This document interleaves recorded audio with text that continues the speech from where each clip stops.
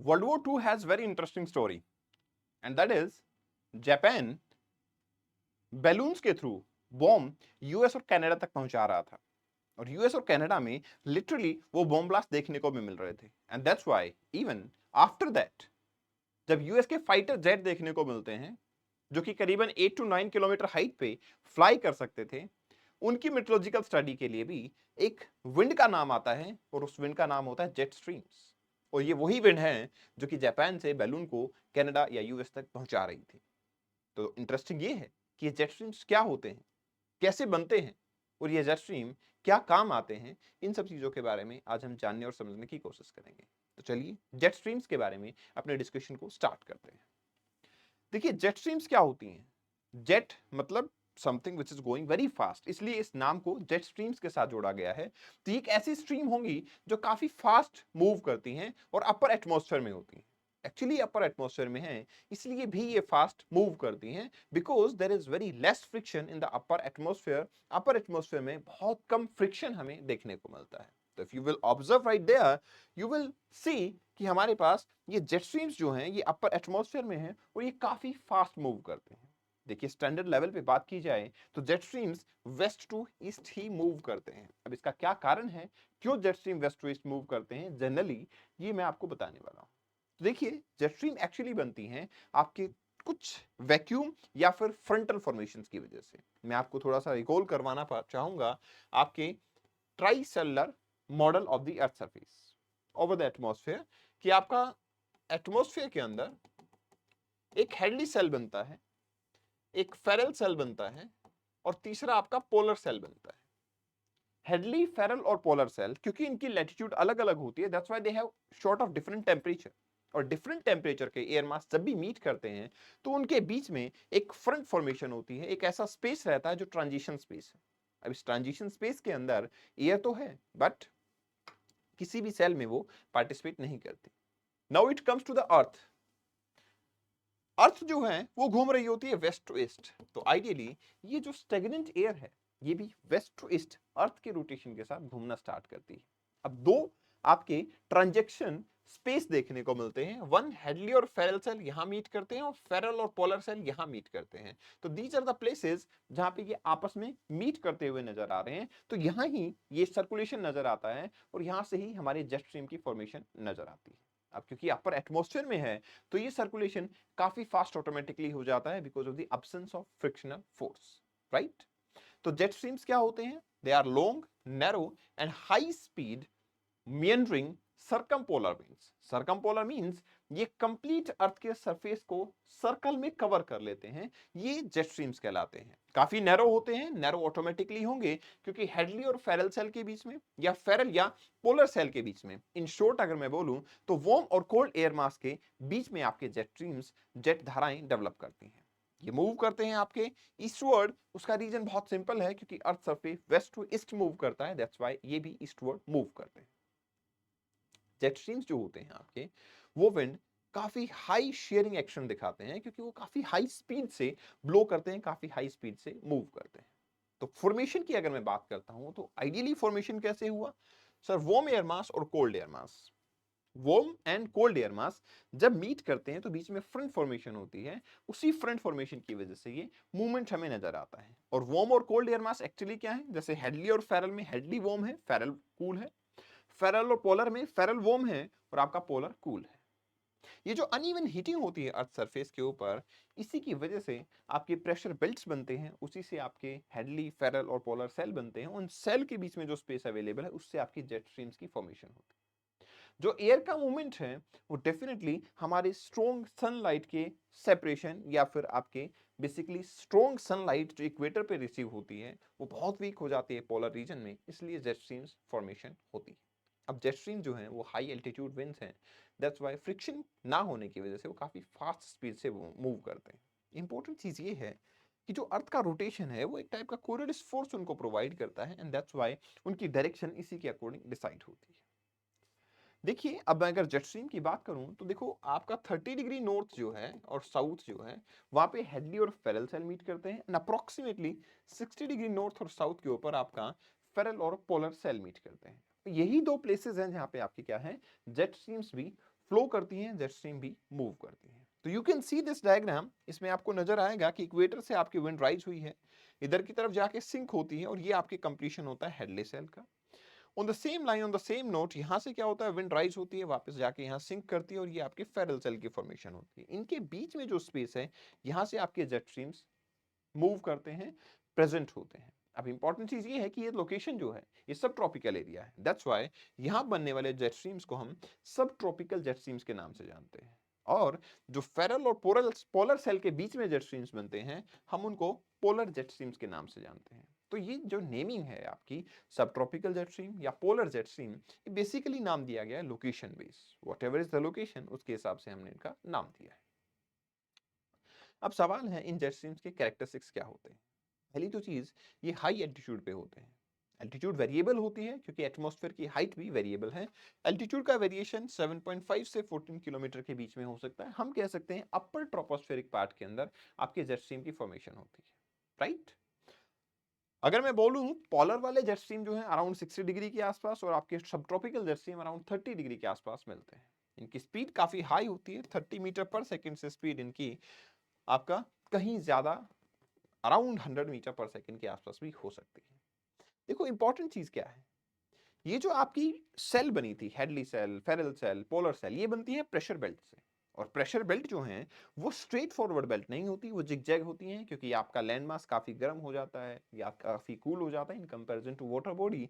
तो जैसे isotherm fluctuate करते हैं, वैसे आपकी प्रेशर बेल्ट भी फ्लक्चुएट करती है। और जब फ्लक्चुएशन यहां होता है, तो नेचुरली जेट स्ट्रीम्स के अंदर भी फ्लक्चुएशन हमें देखने को मिल जाता है। तो जेट स्ट्रीम्स स्ट्रेट फॉरवर्ड ना होके थोड़ा जिगजैग नेचर में होते हैं, and that's why they are also named as Rossby waves. We will be calling, because of this fluctuation, we will be calling them as रोसबी waves। तो ये रोसबी waves कहलाती हैं क्योंकि ये meander करती हैं। वैसे meandering वर्ड आपने लैंडफॉर्म डेवलपमेंट में भी पढ़ा होगा, जहां meandering ऑफ रिवर के बारे में बात करते हैं, और कमेंट सेक्शन में आप बताओगे कि meandering ऑफ रिवर से कौन सा लैंडफॉर्म डेवलप होता है। अब देखो, जेट स्ट्रीम भी अलग अलग टाइप के होते हैं। जैसा मैंने अभी बताया, दो तो लोकेशन बेस्ड जेट स्ट्रीम्स हैं, जैसे कि पोलर फ्रंट जेट स्ट्रीम और आपका ट्रॉपिकल जेट स्ट्रीम, सब ट्रॉपिकल जेट स्ट्रीम, ठीक है। इसके अलावा आपकी और भी जेट स्ट्रीम है, जैसे ट्रॉपिकल ईस्टर्ली जेट स्ट्रीम है, that's a local jet stream. Polar night jet stream है, ऐसी सोमाली के आसपास में भी जेट स्ट्रीम बनते हैं, तो लोकल जेट स्ट्रीम्स के नाम से उनको जाना जाता है। एक एक करके सभी जेट स्ट्रीम्स के बारे में समझने की कोशिश करते हैं। सबसे पहले आता है polar jet streams. Polar jet stream को तो आप बड़ी आसानी से समझ सकते हैं, सर पोलर एरिया काफी कूल है, और आपका जो इक्वेटर, जो सब पोलर एरिया है, या फिर मैं बोलूंगा टेम्परेट एरिया जो है, वो कंपैरेटिवली वार्म है। एंड दैट्स व्हाई जो टेम्परेचर डिफरेंस हमें यहाँ पे नजर आता है, उस टेम्परेचर डिफरेंस की वजह से बीच में स्पेस क्रिएट होता है, और वहीं से आपके जेट स्ट्रीम्स का सर्कुलेशन नजर आता है, और आपके जेट स्ट्रीम्स की फॉर्मेशन होती है। When it comes to the subtropical jet streams, तो definitely subtropical jet stream Hadley और फेरल सेल की फॉर्मेशन की वजह से होते हैं। तो आपके पोलर जेट स्ट्रीम मिलेंगे आपको 40 टू 60 डिग्री लैटिट्यूड के आसपास में, डिपेंडिंग अपॉन दी वेरिएशन और अवेलेबिलिटी ऑफ सनलाइट। क्योंकि सन का अपरेंट मूवमेंट जब सदर्न हेमिस्फीयर में होगा, तो जेट स्ट्रीम सदर्न में शिफ्ट होंगे और इक्वेटर वर्ड शिफ्ट होंगे।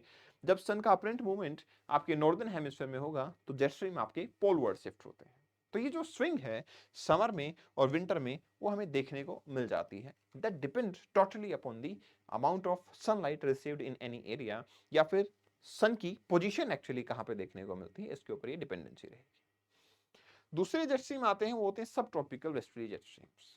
सब ट्रॉपिकल जेट स्ट्रीम जो है, वो 25 से 30 डिग्री लैटिट्यूड, ये 250 नहीं है, ये जो है डिग्री है, तो 25 टू 30 डिग्री लैटिट्यूड के ऊपर ये हमें देखने को मिलते हैं, कॉन्स्टेंटली ब्लो करते हैं, पूरे प्लेनेट को सर्कमवेंट करते हैं। 30 डिग्री नॉर्थ और साउथ लैटिट्यूड, एक स्पेसिफिक लैटिट्यूड यहाँ पे देखने को मिल जाती है। लोकेशन की वजह से we will be calling it at subtropical jet stream. तो दोनों की लोकेशन आप यहाँ देख सकते हो, ये लोकेशन आपके सब ट्रॉपिकल जेट स्ट्रीम्स की है, और ये लोकेशन आपके पोलर जेट स्ट्रीम की देखने को मिल जाती है। नॉर्मली अगर लोकेशन की मैं बात करता हूं, तो सब ट्रॉपिकल जेट स्ट्रीम जो है, वो नॉर्दर्न पार्ट ऑफ इंडिया से ही मूव करते हैं, मतलब हिमालयाज के नॉर्दर्न पार्ट से मूव करते हैं। बट हाँ, जब विंटर टाइम आता है, तो सन का अपरेंट मूवमेंट सदर्न हेमिस्फीयर में होगा। उस टाइम पे ये जेट स्ट्रीम भी इक्वेटर वर्ड शिफ्ट होंगे, and at that time these streams strikes with the Himalayan region. और जब ये हिमालयन रीजन से स्ट्राइक करते हैं, तो डेफिनेटली ये बाइफर्गेट हो जाते हैं। Half of the part is going towards Tibet, and half of the part is going towards the northern plain of India. अब जब ये नॉर्दर्न प्लेन ऑफ इंडिया में विंटर टाइम पे पहुंचते हैं, तो ये काफी चिल्ड विंड जो है, चिलिंग विंड जो है वो definitely northern plain of India में पहुंच जाते हैं, जिससे टेम्परेचर काफी ड्रॉप डाउन हो जाता है। अब एक चीज और आपको याद रखनी है, क्योंकि ये वेस्ट से ईस्ट आ रहे हैं और वेस्ट में जो मेडिटेरेनियन सी है वहां पे आपकी frontal cyclone activity winter time में ऑब्जर्व होती है। जो फ्रंटल साइक्लोन वेस्ट में बनते हैं वो फ्रंटल साइक्लोन से मॉइस्चर इंडिया के पार्ट तक पहुंचता है और इंडिया में इस सीजन के अंदर भी रेनफॉल देखने को मिलता है। जो रेनफॉल का कारण मोस्ट ऑफ द टाइम आपको न्यूज में बताया जाता है वेस्टर्न डिस्टर्बेंसेस। तो वेस्टर्न डिस्टर्बेंसेस क्यों बोला? क्योंकि यार ये वेस्ट वाला पार्ट है, इंडिया के वेस्ट में है मेडिटेरेनियन सी, जहां पे फ्रंटल साइक्लोन्स बने थे और वहां से मॉइस्चर यहां पहुंचा था। यू नो वेरी वेल कि कोल्ड विंड की जो मॉइस्चर होल्डिंग कैपेसिटी है वो बहुत कम होती है। तो आइडियली वो कोल्ड विंड मॉइस्चर को होल्ड नहीं कर पाती और वहां रेनफॉल देखने को मिलती है। जो हाई एल्टीट्यूड एरिया है वहां प्रेसिपिटेशन आपका स्नो की फॉर्म में होता है, तो वहां स्नोफॉल भी ऑब्जर्व होता है, राइट। अब एक जेट स्ट्रीम आते हैं आपके जिसको बोलते हैं ईस्टर्न ट्रॉपिकल जेट स्ट्रीम्स। देखिए ईस्टर्न ट्रॉपिकल जेट स्ट्रीम, पहली चीज तो ये है कि यहाँ पे नाम है ईस्टर्न, मतलब they are going in the opposite direction to the westerly jet streams. Westerly jet stream से ये क्या कर रहे हैं, अपोजिट डायरेक्शन में जा रहे हैं। तो ये तो पहले तो ये लोकल जेट स्ट्रीम है, ओकेजनल बनते हैं, सीजनल बनते हैं और ये अपोजिट डायरेक्शन के अंदर भी चलते हैं। एक्चुअली बेसिक फंडा behind jet stream was the air mass, कि जो एयर मास की फॉर्मेशन है उसमें एक वार्म एयर मास एक कोल्ड एयर मास होता है। तो मॉनसून टाइम पे तिब्बतन प्लेटो एक वार्म एयर मास में होता है, यहाँ एक कोल्ड एयर मास देखने को मिलता है। दोनों के बीच में जो डिफरेंस है उसकी वजह से ये जेट स्ट्रीम की फॉर्मेशन होती है। और क्योंकि यहाँ पे विंड नॉर्थ ईस्ट टाइप होती है और इधर से साउथ वेस्ट आती हैं, तो ये जेट स्ट्रीम भी नॉर्थ ईस्ट में या फिर ईस्टर्ली जेट स्ट्रीम्स के नाम से जाने जाते हैं। इनकी स्पीड भी काफी हाई होती है और ये बेसिकली इंडियन मॉनसून सीजन के टाइम पे ही देखने को मिलते हैं। अदर जेट स्ट्रीम में होता है पोलर नाइट जेट स्ट्रीम। अब आप सोच रहे होंगे सर यहाँ तो वर्ड लिखा है नाइट, इसका मतलब ये है कि क्या ये नाइट में बनते हैं और डे में गायब हो जाते हैं? नहीं नहीं नहीं, ऐसा नहीं है, आपको असेंस समझना है। पोलर नाइट, पोलर नाइट का मतलब क्या होता है मैं आपको दिखाता हूं। यू नो अर्थ जो है आपका वो एक्सियल टिल्टेड है। अर्थ का जो एक्सिस है वो 23.5 डिग्री से टिल्टेड है, जिसकी वजह से क्या होता है, जो आपकी सनलाइट विंटर टाइम में सदर्न हेमिस्फीयर पे जब गिरती है तो नॉर्दर्न हेमिस्फीयर ऑलमोस्ट 6 मंथ के लिए डार्कनेस रहती है, दैट इज नाइट रहती है। और उस टाइम पे ये जेट स्ट्रीम बनते हैं जिनको हम बोलते हैं पोलर नाइट जेट स्ट्रीम्स। ये जो पोलर नाइट जेट स्ट्रीम है they are associated with the winter season, they are not associated with the night part, they are associated with the winter season, जिसकी हाइट 30 किलोमीटर के आसपास देखने को मिलती है। और क्योंकि यहाँ पे टेम्परेचर कॉन्ट्रास्ट काफी हाई हो जाता है, इसकी वजह से ये जेट स्ट्रीम की फॉर्मेशन हमें नजर आती है। इसके अलावा लोकल जेट स्ट्रीम भी होते हैं, जैसे कि सोमालियन रीजन के अंदर जेट स्ट्रीम बनते हैं और ये हमारी साउथ वेस्ट मानसून को पॉजिटिवली इंपैक्ट करते हैं, मतलब साउथ वेस्ट मानसून से होने वाली रेनफॉल को ये अच्छे खासे लेवल पे बढ़ा देते हैं। अब इंपॉर्टेंट सवाल ये है कि सर जेट स्ट्रीम जो है इनकी सिग्निफिकेंस क्या है? क्योंकि ये तो अपर एटमॉस्फेयर में है, तो एज सच हमारी लाइफ को तो ये इन्फ्लुएंस नहीं करते। तो मतलब क्या इनकी कोई सिग्निफिकेंस हमारे पास नहीं है? ऐसा नहीं है। देखिए पहली सिग्निफिकेंस क्लाइमेट से एसोसिएटेड है। जैसा मैंने बताया आपको कि यूरोप के अंदर, मेडिटेरेनियन सी के अंदर जो साइक्लोन की फॉर्मेशन होती है उससे जो मॉइस्चर पिकअप किया जाता है वो मॉइस्चर को ये इंडिया तक पहुंचाते हैं and that's why Indian monsoon system को भी ये काफी हद तक इन्फ्लुएंस करते हैं। एक और इंपॉर्टेंट चीज मैं आपको बताना चाहूंगा, इंडिया के अंदर जो आपका नॉर्दर्न प्लेन ऑफ इंडिया है वहां से जेट स्ट्रीम्स पास आउट हो रहे होते हैं, इसलिए यहाँ पे काफी लो टेम्परेचर देखने को मिलता है। And you know very well low temperature means high pressure conditions. Low temperature का मतलब होता है हाई प्रेशर कंडीशंस।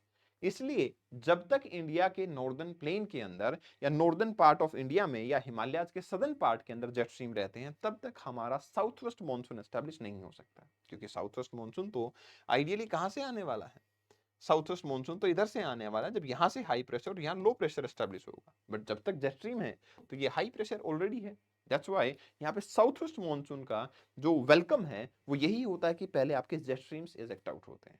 तो काफी हद तक टेम्परेट साइक्लोन और आपके tropical cyclone USA, Europe, India की मॉनसून सिस्टम को, क्लाइमेट को इंपैक्ट करते हैं। वेदर प्रिडिक्शन की अगर मैं बात करूं तो डेफिनेटली जेट स्ट्रीम की स्टडी करके हम ये बता सकते हैं कि किस एरिया में कितना टेम्परेचर होगा, कितना रेनफॉल हो सकता है, मॉइस्चर होगा या नहीं होगा, ये सब हम डिक्लेयर कर सकते हैं। Then it come to the ozone layer. देखिए जेट स्ट्रीम क्योंकि पूरे अर्थ पे सरकमवेंट करते हैं, तो आप इमेजिन कीजिए कि जैसे मेडिटेरेनियन सी से अगर जेट स्ट्रीम फ्लो कर रहे हैं और वहां पे अनफॉर्चुनेटली कोई वोल्केनिक eruption हो जाता है या फिर इंडस्ट्रियलाइजेशन की वजह से वहां कुछ पॉल्यूटेंट ऐड हो जाते हैं एटमॉस्फेयर में, तो यू डोंट थिंक सो कि जेट स्ट्रीम्स उसको पूरे पॉल्यूटेंट को अर्थ के ऊपर सरकमवेंट करेंगे? हो सकता है वो ओजोन डिप्लीटिंग सब्सटेंसेस हों, तो अपर एटमॉस्फेयर के अंदर उनको पहुंचा दिया जाएगा और वो ओजोन को डिप्लीट करने का काम भी करेंगे। इसके साथ-साथ में जेट स्ट्रीम जब साइक्लोन के साथ टकरा जाते हैं और अबंडेंट मॉइस्चर अपने पास लेके पहुंचते हैं, तो उस केस में हमारे पास फ्लड, फायर, साइक्लोन ये सब फॉर्मेशन जो है वो और ज़्यादा एक्ज़ैगरेट हो सकती है। और जैसा कि मैंने बताया था कि जापान ने तो बैलून्स का यूज़ किया था ताकि वो बैलून को लेके और दूसरे प्लेस के ऊपर बॉम्ब ब्लास्ट भी कर सकें और जिसका यूज़ लेटर ऑन यूएसए ने भी अपने फाइटर प्लेन्स के अंदर किया। तो आइडियली हम अपने ट्रैवल के लिए, अपनी जर्नी के लिए, अपने फ्यूल को सेव करने के लिए भी जेट स्ट्रीम्स की डायरेक्शंस का फ़ायदा उठा सकते हैं। इससे फ्यूल एफिशिएंसी भी बढ़ेगी और हमारा टाइम जो है वो भी कम होगा। तो दिस इज द डायग्राम जो आपको ये दिखा रहा है कि जब जेट स्ट्रीम वेस्ट से आते हैं तो they bifurcate into two part, one is towards the Tibetan plateau, another is towards the northern plain of India. और ये नॉर्दर्न प्लेन ऑफ इंडिया के अंदर विंटर टाइम में बारिश करते हैं। आइडियली 75% रेनफॉल तो हमारा समर टाइम पे ही हो जाता है, साउथ वेस्ट मानसून के टाइम पे होता है। रेस्ट ऑफ द रेनफॉल इस टाइम पे देखने को मिलता है और ये रबी क्रॉप्स के अबंडेंट प्रोडक्शन के लिए काफ़ी हद तक हेल्पफुल होते हैं। तो रबी क्रॉप्स का काफ़ी बम्पर प्रोडक्शन जो है वो इनकी वजह से देखने को मिलता है, क्योंकि वो rainfall is just like another nutrient, important nutrient for the crops, इसलिए रबी क्रॉप का प्रोडक्शन काफ़ी अच्छा देखने को मिलता है। अब एक और इंपॉर्टेंट चीज़ है, देखिए आर्कटिक रीजन के अंदर अगर मैं बात करूं, पोलर जेट स्ट्रीम्स की जब मैं बात करता हूं, तो पोलर जेट स्ट्रीम्स यहां पे एक इवेंट होता है पोलर वर्टेक्स, ठीक है, उसके लिए एक गेटवे का काम भी करते हैं। तो जब पोलर वर्टेक्स आपके polar vertex upper tropospheric circulation होता है, वो मैं आपको कभी फिर एक्सप्लेन करूंगा।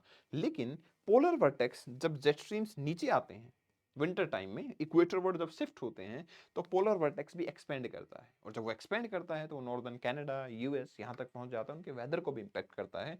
तो आइडियली जेट स्ट्रीम्स जो हैं वो पोलर वर्टेक्स को भी इन्फ्लुएंस करते हैं and that is very very important aspect of jet stream. So we can say कि जेट स्ट्रीम अपर एटमॉस्फेयर में है, काफी हाई स्पीड विंड है, बट स्टिल वो हमारी लाइफ के लिए काफी इंपॉर्टेंट है, हमारे क्लाइमेट को काफी हद तक डिटरमाइन करते हैं और उसके कैरेक्टर को चेंज करते हैं। इस सेशन की पीडीएफ को आप कपिल भारद्वाज फॉर यू से डाउनलोड कर सकते हैं and this is my Insta handle. If in case you have any doubt related to jet streams और something else for the civil services exam, you can connect me here and definitely you can message me. I will help you. Okay, thank you very much. Best wishes. Take care. Bye bye.